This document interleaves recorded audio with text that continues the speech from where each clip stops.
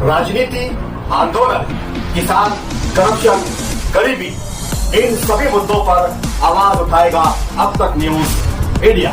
सत्ता के आगे जब भी सवाल कमजोर पड़ने लग जाए तो सवाल उठाने पड़ते हैं।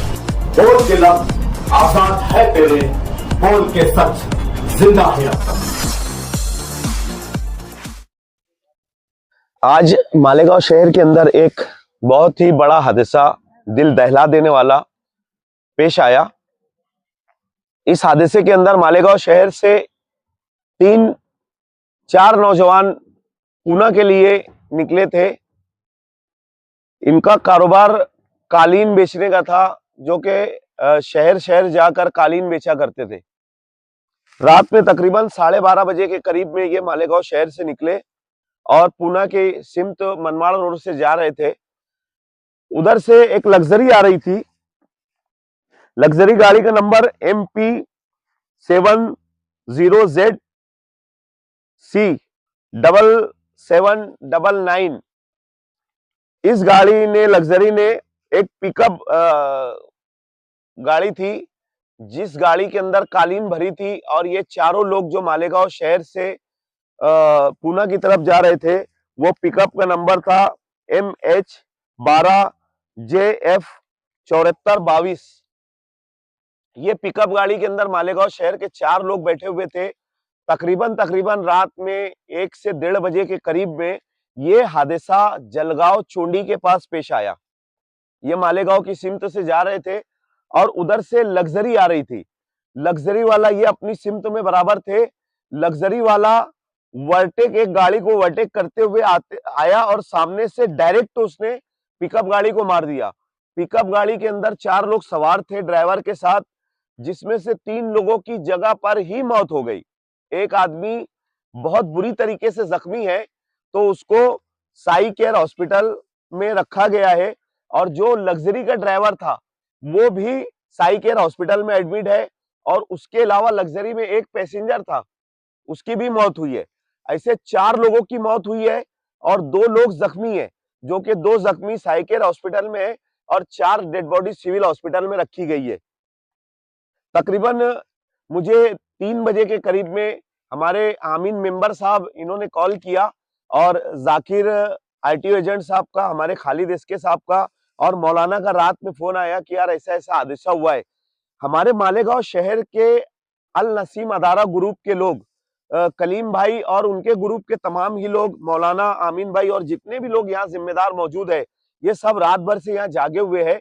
ये लोग रात में ही यहाँ से निकलकर वहां पर गए। जाने के बाद इन्होंने 2 क्रेन मंगाया।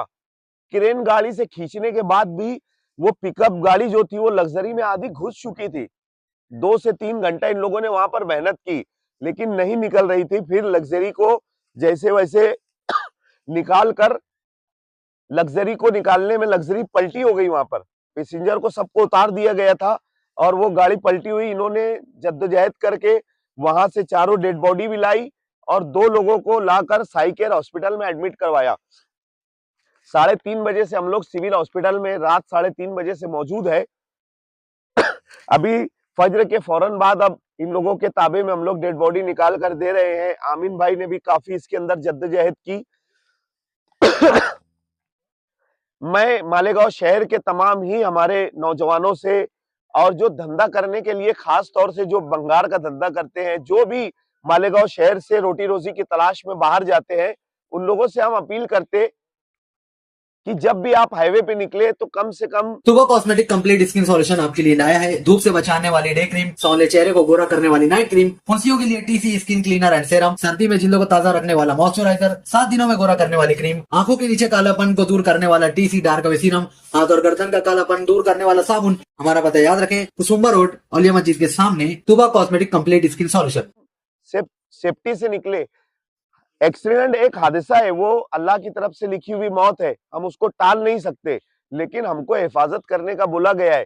ज्यादा 2 व्हीलर के ऊपर लोग हाईवे पे ना निकले। अभी हम लोगों के पास जो रिकॉर्ड आया है, हम लोगों ने सिविल हॉस्पिटल से निकाला और सभी पुलिस स्टेशन से माहिती अधिकार के जरिए हम लोगों ने रिपोर्ट निकाली, तो 3 साल के अंदर तकरीबन 550 लोगों की मौत हुई है। और अभी ये जो 8-10 दिन के अंदर मौतें हुई है, तो ये ऐसे उस दिन भी एक स्टार होटल के ऊपर एक हादसा हुआ रात में, तकरीबन हमारे खालिद भाई ने, हमारे सोशल वर्करों ने, हमने उठाकर लाकर उनको लेकर निकाला।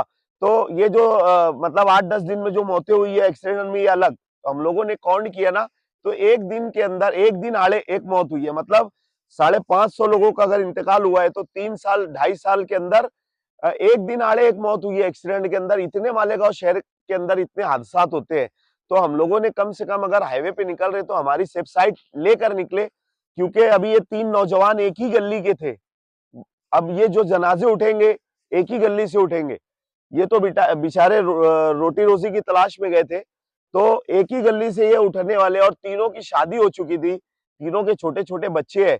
तो जो भी इंसान अगर निकलता है तो कम से कम वो अपने पीछे जो परिवार है, वो परिवार का सोच के हाईवे के ऊपर निकले कि यार हमारे पीछे परिवार है।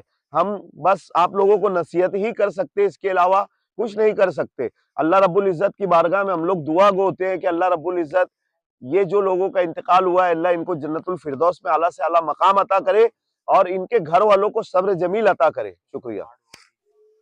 मैं बहुत ज़्यादा डिटेल नहीं बताऊंगा आपको, क्योंकि हमारे सोशल वर्कर शफीक भाई, मौलाना और आमीन कारपोरेटर ने सब पूरी डिटेल बता दी है।